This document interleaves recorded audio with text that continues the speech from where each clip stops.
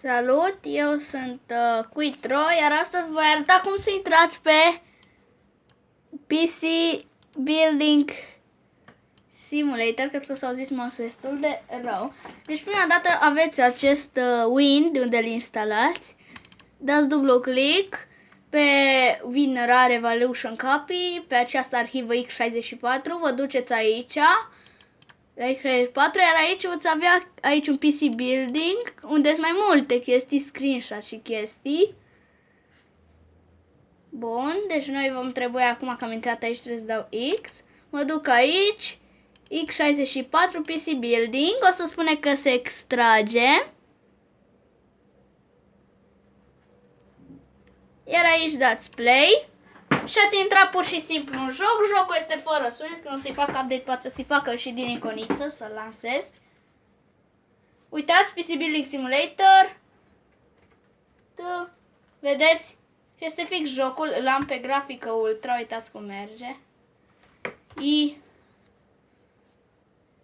La motherboard, hai să-i punem placa de bază.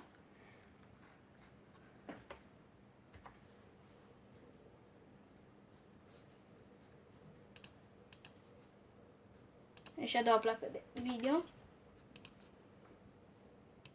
Punem procesorul.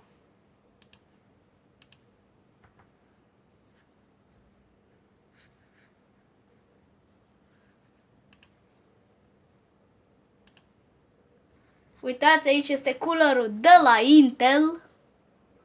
Îl vedeți? Și cam așa se face pe joc, iar ca să ieși pur și simplu dai aici exit game. Și a ieșit. Dați aici yes și apoi așteptați. Deci chiar dacă intri de aici, uitați, vedeți? Nu o să ne lase, da? Practic trebuie să intrați de pe acest Win. Eu am și Resident Evil 7.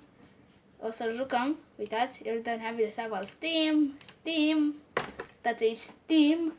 Așa că sper că v-a fost de folos acest episod. Nu uitați să apăsați butonul de like să zicem cât mai multe.